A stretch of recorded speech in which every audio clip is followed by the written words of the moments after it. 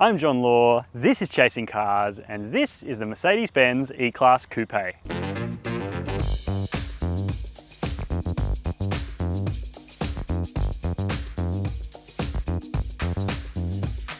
Now, although the E-Class Coupe nameplate is only really in the second generation of its life, the story of a Mercedes-Benz large coupe is almost as old as the brand itself. Before this came the first E-Class Coupe, and before that the CLK, and there's a long back catalogue of Mercedes-Benz producing cars just like this. Now, the particular example we have on test today is an E350, which arrived in Australia in about June this year, and you may have caught Ponch's review of the E350 sedan, but today it's the altogether more selfish and I reckon more elegant coupe option that we have on test. But you can let me know in the comments section down below what you think of this car's looks. I think it's great, and while you're down there leaving a comment, we'd also love it if you could hit like and subscribe if you haven't done so already to help grow the Chasing Cars channel.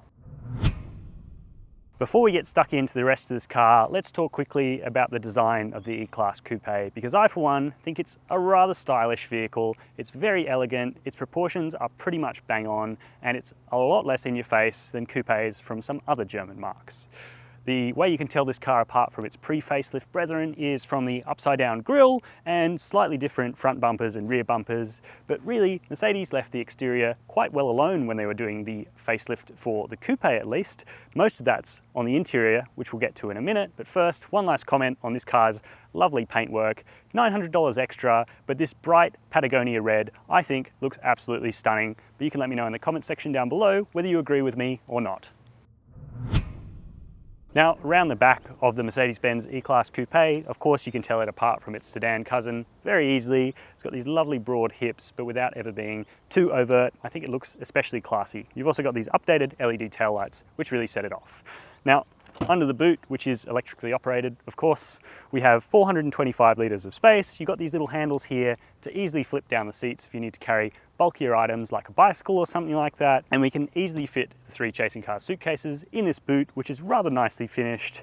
And I think that's pretty much all you need from a coupe. You've got plenty of space to go away for the weekend with your partner, and you can also go bike riding if you need to. So that's the E-Class Coupe's boot.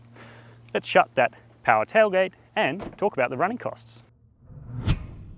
Now, traditionally, a Mercedes-Benz badged with 350 would be quite a thirsty car with its 3.5 litre V6, but of course, this car has a 2-litre turbocharged petrol engine with a 48-volt mild hybrid system, and that means that the claimed combined fuel consumption figure is 7.7 litres per 100 kilometres, which is a tenth better than what you get in the base model E200. Now, in our testing, we managed about 10.5 litres per 100 Ks over our week with this car. Moving on to servicing, and Mercedes-Benz owners get to go a long time between services. Now, the intervals are still restricted to 12 months, but in those 12 months, you can travel up to 25,000 Ks, which is a very long distance. And for 5 years of total cost of servicing, it's going to cost you $4,800 for a Mercedes-Benz E-Class. Now, finally, to insurance. Over the last 12 months, the median budget direct customer paid $1,635 to comprehensively insure their new Mercedes-Benz E-Class. Now, everybody's situation is different, and your premium will vary based on things that insurers take into account, such as your driving history, where you live, and whether the car is garaged or not.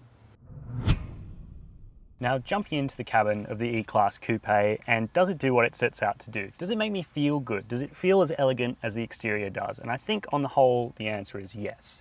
How does it do that? Well, that's what we're going to talk about now, because the facelifted car got this really nice, high quality, dual 12.3-inch screen setup. You've got a touchscreen for your infotainment and other dials that sort of responds readily to your gestures, and you've got a digital driver's display. Now, there is an awful lot of content to get through in these screens. Initially, it is a bit of a learning curve if you haven't spent a huge amount of time in Mercedes-Benz product before, and it's definitely worth sitting down and sussing it out before you go driving. But once you have it all figured out, it's quite easy and straightforward to navigate, and it gives you a lot of power when you're driving the car. You can do a lot of things in a lot of different ways, so you can suit how you want to interact with the car, basically. You've got these sort of touch-sensitive pads on the steering wheel, which are also buttons. You've got the touchscreen, of course, and then you've got this little controller, and you can also speak to it by saying, "Hey Mercedes," and the car sometimes answers you, though I must admit it's not the absolute best in segment when it comes to voice commands. But yeah, it works well once you get your head wrapped around it. We've also got physical buttons for the climate control. You can pop straight into the climate menu shortcut. That's great. It allows you to do stuff on the move. It's cool. These great air vents set into this lovely black ash open pore wood here. And if you press on it, it does creak a little bit, but I'll give it a go. It's fine because it is wood, so there are real parts in there that are moving. Now, I will note that in this car, there doesn't seem to be anywhere near as many creaks as there were in the AMG version. That car was a lot creakier than this one. I'll put that down to this car's extremely supple air suspension, which we'll talk about in a minute. But now I want to talk a little bit about the price of this car, because it also has the $6,600 Vision package, which adds, among other things, this sunroof, which is a must-have to take advantage of this beautiful Mercedes-Benz classic pillarless opening on the sides, and you also get a fantastic Burmester stereo, which does a great job of rendering your favorite tunes. But that does bring the price up from $133,353 before on-road costs to almost $141,000, and that puts this car with a 4-cylinder engine in the territory of a BMW M4 and an Audi RS5. So we'll come back to that when we're driving the thing, but that's something I want you to hold in your mind, because you do get a little bit more polish in terms of interior finish, fit and quality here, generally speaking. As I said, the wood, this lovely leather steering wheel, leather appointed door cards as well. The only problem with some of the leather is on the seats. Now, it's not so bad on the passenger seat, but on the driver's seat, the actual leather appointment is getting a little bit baggy on the seat backing, which sort of seems a bit cheap to me, but at least the seats themselves are quite comfortable.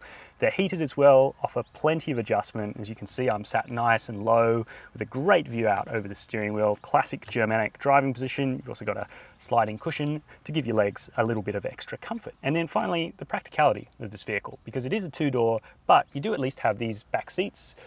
There's only 2 of them, not 3, but they're actually quite generous for a coupe. I can sit behind my own driving position, not too uncomfortably, and you've also got plenty of storage around the cabin, rubberized door bins here, which fit a 700ml bottle. This little flip-up thingo here, we get a rubberized wireless charging pad and 2 small cup holders, and then finally, a little bit of storage under the armrest that flips out very coolly. And yeah, look, on the whole, I think Mercedes has done a really good job in making this E-Class coupe cabin feel special and nice to sit in without compromising too much on practicality. So, driving the Mercedes E350. Now, the eagle-eyed of you might notice that the car we're in right now is actually the sedan, and that's because we had a bit of a technology breakdown and lost some of the footage. But regardless, I'm going to talk a little bit about this sedan, but mainly about the coupe that we started filming the video with, both of which have a new engine for 2021, which is a 2-litre turbocharged 4-cylinder engine, now with 48-volt mild hybrid boost, and that brings the outputs up by 30 kilowatts and 30 newton meters over the old E300 to 220 kilowatts and 400 newton meters. And that's a really good thing. That's a good amount of power for this kind of vehicle. It gets the coupe to 100 k's an hour in 5.9 seconds, which is half a second faster than just the 4-cylinder engine on its own. So that shows that there's a pretty big bump there from that EQ boost system. And it does feel like plenty of power for this car. It works well with the 9-speed automatic transmission to interface and give you the power where you need it and select the right gear most of the time. You can also take control via the paddles behind the steering wheel, and it does a good job of listening to the driver. Now, that's all well and good, especially in the sedan where this engine feels quite at home. However, in the coupe, it feels like if you're going to be spending $140,000 on a 2-door Mercedes, why not go the whole hog and get yourself a 6-cylinder engine? And the problem, of course, is that in Australia, you can't when not teamed with the AMG 53. Now, in other markets overseas, in the US, the UK, and Europe, you can get an E450, which is a 270 kilowatt, 500 newton meter straight 6, and that would be a glorious engine matched with this car's silky smooth ride and lovely chassis. However, you can only get a 6-cylinder here with the AMG 53, and that sort of brings the level of sportiness up and loses some of this car's kind of stylish, suave panache. It's a gorgeous car to drive. The suspension, the air suspension, which is standard in the E350, does a great job of ironing out bumps in comfort, and it leaves you 2 really usable sporty modes. So you can use Sport on a fairly bumpy road, and then you can dial it up to Sport Plus when you're in a nice smooth bit of tarmac that you really want to enjoy. It crispens up the steering response, the throttle response, and primes the gearbox, so it's always in the right gear to give you gas out of a corner. And honestly, The E350 Coupe is surprisingly dynamic. I mean, I know it looks like a bit of an old man barge, but really when you get it turned in and you start to lean on the chassis a little bit, it has a really lovely front engine rear drive balance that just feels so classic and Mercedes-Benz. It almost does it better than a BMW, dare I say it. But we have to compare them back to back, and this car doesn't really have a direct rival from BMW or Audi really. Both the 8 Series and the 4 Series don't really compete in this segment, so you're kind of left with looking at a BMW M4 or an Audi RS5 for this kind of price. And both of those cars, again, are much sportier vehicles.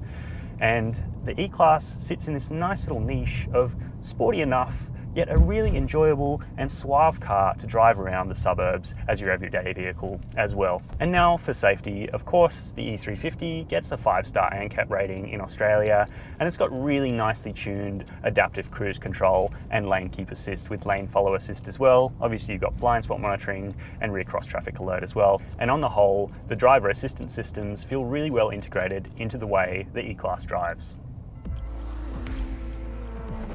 The Mercedes-Benz E350 Coupe is pretty much elegance personified. I love driving this car with its silky smooth, soft suspension, but of course I do wish that we could have the E450 with the straight 6. But you can let me know in the comment section down below whether you wish that car came to Australia. While you're down there, we'd love it if you could hit subscribe. And as always, thank you for watching Chasing Cars.